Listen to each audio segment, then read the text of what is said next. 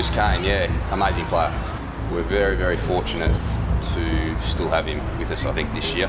I think we all felt last year was just his absolute breakout year.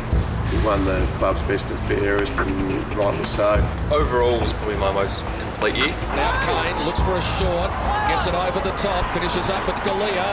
He uses the handball to Cain, who tries to squeeze it, and he got it over the top of McLean, and they've got the quick reply. We were all convinced he was going to get picked up by an AFL club this year, and he wouldn't be with us, much like Sam Dwyer left us the year before.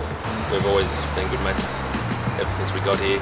He was a year above me, so our career started pretty slowly at Port Melbourne, but then once Gary came, we stuck together and had a few good years together, and obviously he got his opportunity and has done outstandingly well.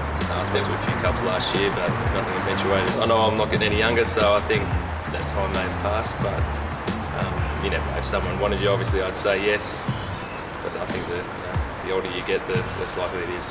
Well, I don't think he could have done much more last year, and it didn't happen, so Sam Dwyer's probably a perfect example of actually just putting that behind you, and then the following year just going about the business you need to, and that's playing good VFL football. He's definitely taken the mantle as being the best player on the Port Melbourne list. He's in our leadership group, so I think that also says a lot about what the group thinks of Chris.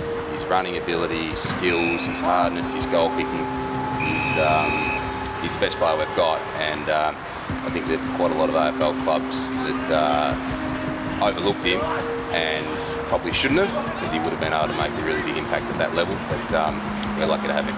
Which way will a loose ball bounce? Straight into the hands of Chris Cain. Mum was a pretty good runner, I found out back in her school days. Dad played a fair bit of tennis.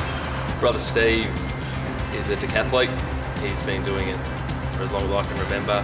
He's been Australian champion a fair few times. I look up to him. He's a machine, to put it simply.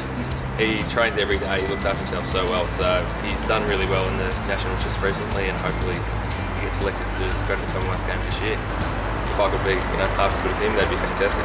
And certainly he's one of our premier players, and we hope he has another great year, because that'll put a bit more pressure on hopefully him to be recruited.